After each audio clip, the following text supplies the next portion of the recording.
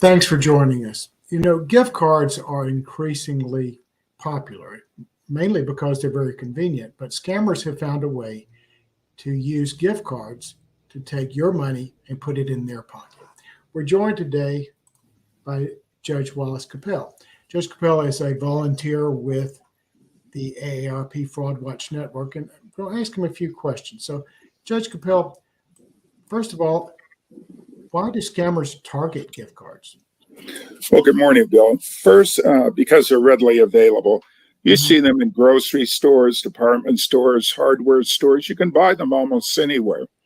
And secondly, it's a way that criminals can steal from their target almost immediately. As soon as they have the numbers to those gift cards, they can drain your account almost immediately. Okay. Well, what are some common scams that involve gift cards? You'll have someone that may call saying they're from the Social Security Administration and that you have a problem with your account, or say that someone calls and says you've won the lottery and that you need to pay for the fees up front.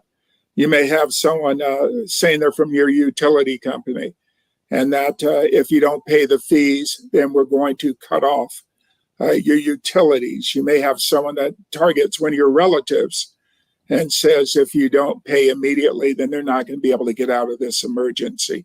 So there's various ways that they'll use to do it. All of them hinge on the fact of paying with a gift card. Are there any red flags that we should watch out for in relation to a gift card scam? Yes, one of the biggest red flags is when someone tries to convince you to pay your debt or other obligation through a debit card. Not a debit card, through a gift card purchase. In almost every instant, that person is lying to you. There's no legitimate reason to be paying through a gift card for a debt or an obligation. Okay. Well, what should folks do if they recognize this scam? I've put the number for the AARP Fraud Watch helpline down here. What else can they do? Well, there's a couple of things that you can do. One, if you're confronted by someone asking you to pay an obligation through a gift card, then you immediately know that that's going to be a scam. You want to disengage from that.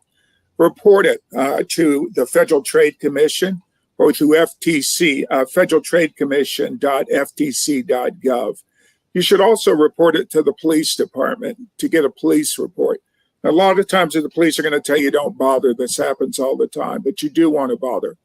You want to push back, get that report, because at some point in time, you're going to be able to have the information that you need and able to get restitution if that's possible. Could you give us that Federal Trade Commission? Yes, sir. It is reportfraud.ftc.gov. Great.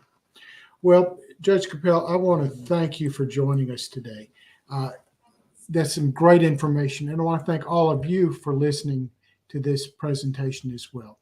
When it comes to fraud, vigilance is our main weapon. So you have the power to protect yourself and those you love from fraud. So thanks for being with us, and we look forward to seeing you soon.